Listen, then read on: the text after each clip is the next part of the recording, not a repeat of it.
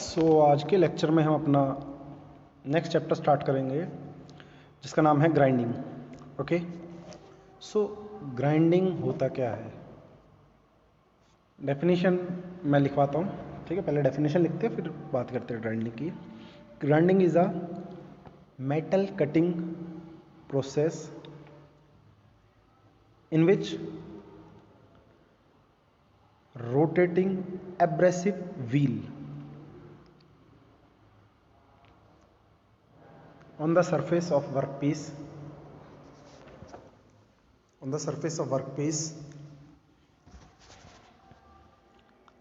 remove material and bring the required shape and size to the workpiece।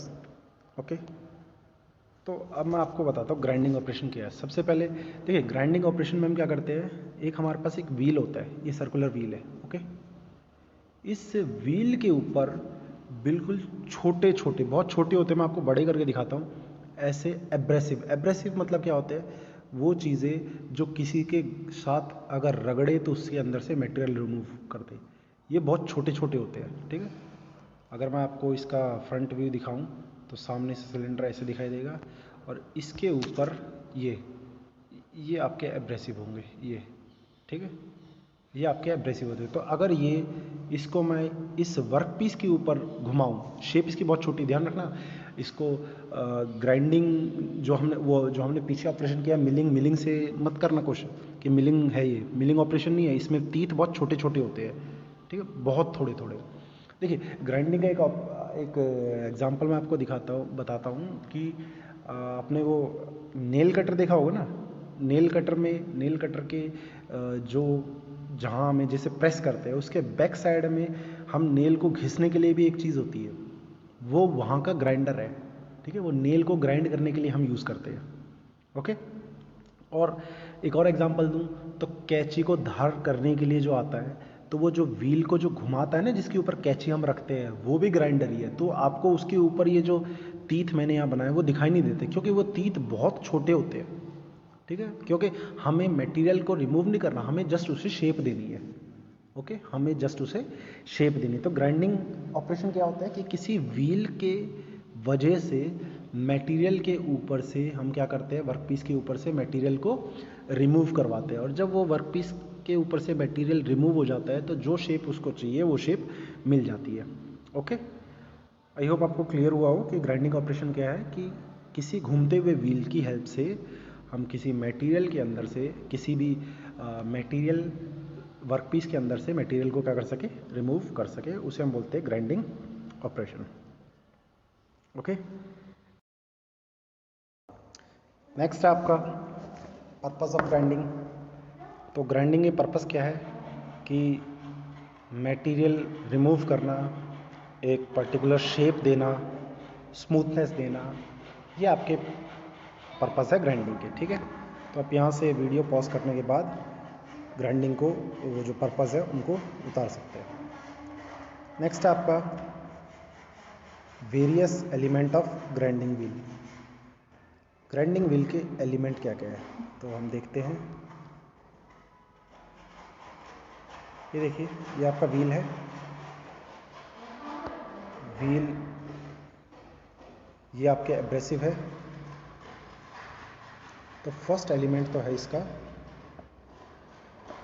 Abrasive. Okay, first है इसका abrasive. Second है, अब ये बताओ इस व्हील और एब्रेसिव को कौन बांध के रखेगा? व्हील और एब्रेसिव को बांधने वाला क्या है, उसे हम बोलते हैं बॉन्ड। तो दो इंपॉर्टेंट चीज़ें आपको पता लगी कि ग्राइंडिंग व्हील के एलिमेंट में क्या है, एक एब्रेसिव इंपॉर्टेंट है, दूसरा आपका बॉन्ड इंपॉर्टेंट है। तो आप ये लिख सकते हैं, grinding wheel have two material, first is abrasive, second is bond. तो फर्स्ट अगर मैं बात करूं एब्रेसिव की, तो एब्रेसिव क्या होते हैं? डेफिनेशन लिखते हैं एब्रेसिव की। They are hard material which are used to remove material from the surface. Okay, which are used to remove material from the surface. Abrasive कितने टाइप के हैं? एब्रेसिव आपके दो टाइप के, नेचुरल और आर्टिफिशियल।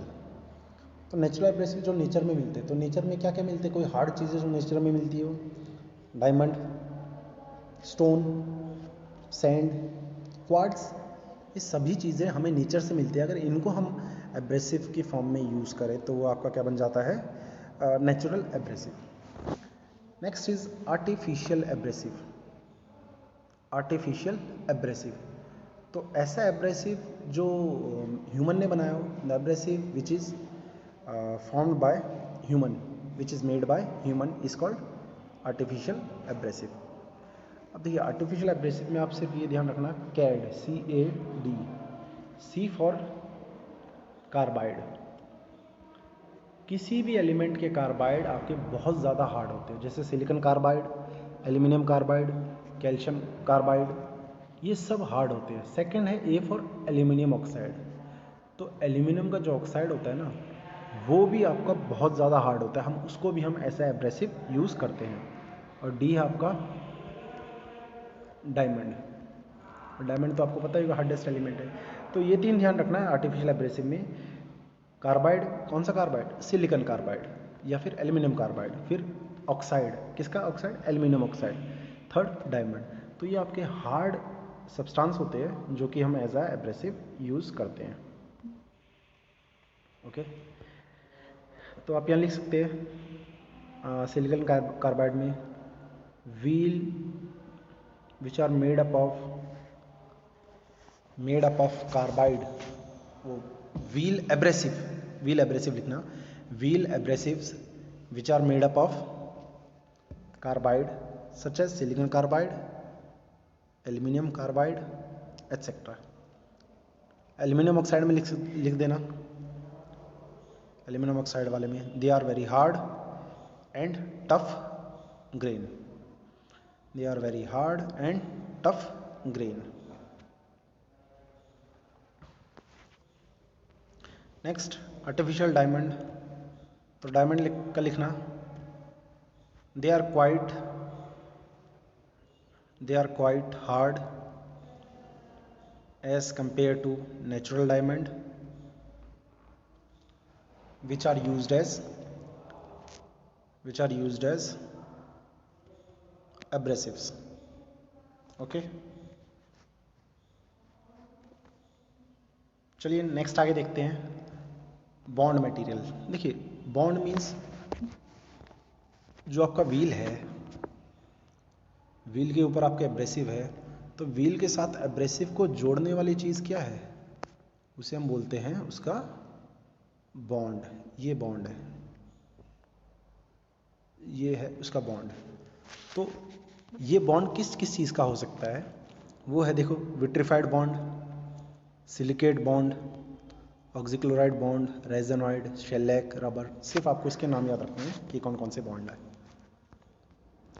नेक्स्ट है आपका ग्रेड। तो ग्रेड क्या डिसाइड करता है? डेफिनेशन लिखिए पहले ग्रेड की। Grade indicate the strength of bond in a wheel, या फिर और पावर ऑफ एब्रेसिव की पावर, ताकत। देखो ठीक है, लिख लिया यहाँ तक। उसके आगे देखिए, ये जो नीचे टेबल लिखी हुई है, 3 टाइप के आपको ग्राइंडिंग व्हील दे रखी है, सॉफ्ट, हार्ड और मीडियम। A से H सॉफ्ट होता है, I से P मीडियम होता है, Q से Z हार्ड होता है।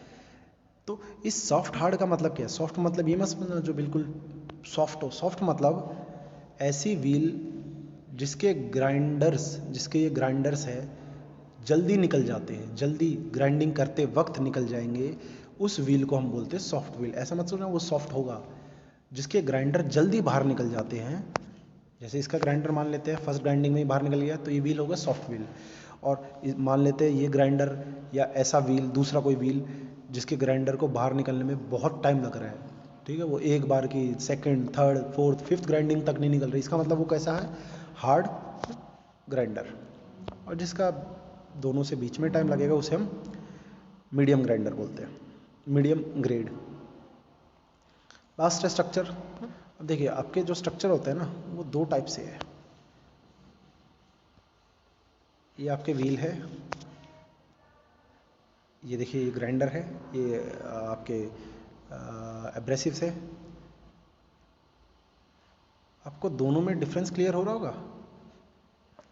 देखिए डिफरेंस कि यहाँ गैप ज़्यादा है, यहाँ गैप कम है।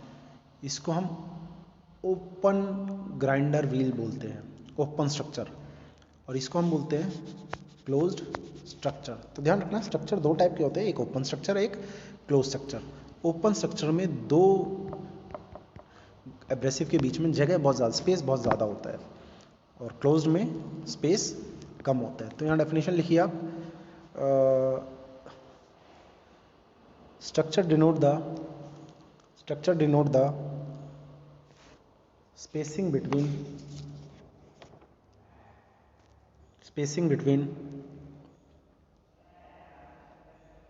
abrasive grain, spacing between abrasive grains. Okay, structure may be open structure और closed structure. Okay, फिगर आपको अगर बनानी हो तो आप ये फिगर बना देना अपनी कॉपी में, बट इससे अच्छी जिसमें आपके व्हील ग्राइंडर के जो एब्रेसिव है उनके बीच में साइज़ वो स्पेस ज़्यादा होता है तो वो आपका ओपन, और जिसमें स्पेस कम होगा उसमें आपका क्लोज।